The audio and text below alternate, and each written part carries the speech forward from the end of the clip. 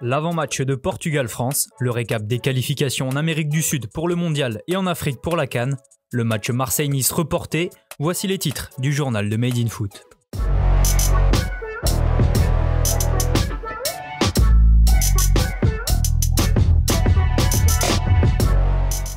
Un match aux allures de finale. Un mois après une première opposition soldée par un décevant 0-0, le Portugal et la France se retrouvent ce soir à 20h45 au stade de la Luz, dans le cadre de la Ligue des Nations. À égalité en tête du groupe 3 avec 10 points chacun, les deux pays joueront ce soir une place dans le dernier carré de la compétition.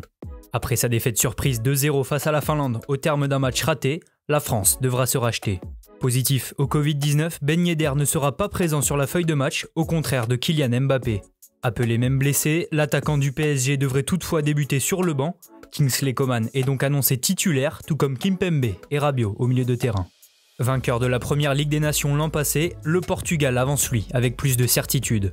La Seleção n'a plus perdu depuis plus d'un an et reste sur une victoire 7-0 face à Andorre. Pour ce match de prestige, Fernando Santos pourra compter sur des joueurs qui marchent sur l'eau en ce début de saison, à l'image bien sûr de Ronaldo, mais aussi de ses soldats Bruno Fernandes, João Félix ou encore Diogo Jota.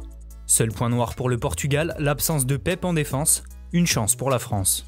3 autres rencontres seront également à suivre à 20h45 avec Allemagne-Ukraine, Suisse-Espagne et Suède-Croatie.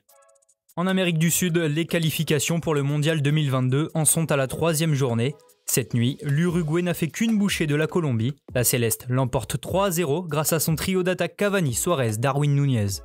Le Brésil peut quant à lui remercier Roberto Firmino, auteur du seul but du match après l'heure de jeu contre le Venezuela. Grâce à l'attaquant de Liverpool, la Seleção continue son sans faute et reste installée à la première place. Enfin de son côté, le Chili a disposé du Pérou 2-0 grâce à un doublé d'Arturo Vidal. Les qualifications pour la CAN 2021 se poursuivent en Afrique. Hier, le Maroc a déroulé face à la Centrafrique. Une victoire 4-1 avec un doublé d'Hakim Ziyech et un but d'Achraf Hakimi. Les Lions de l'Atlas sont leaders du groupe E. L'autre pays du Maghreb, la Tunisie, s'est imposé 1-0 contre la Tanzanie grâce à un pénalty de Msakni et reste en tête du groupe J. Les Aigles du Mali ont aussi gagné 1-0 face à la Namibie grâce à un pénalty du Rémois El Bilal Touré. Grâce à cette victoire, ils reviennent à égalité avec la Guinée, en haut du groupe A. Enfin, match de folie entre le Nigeria et le Sierra Leone.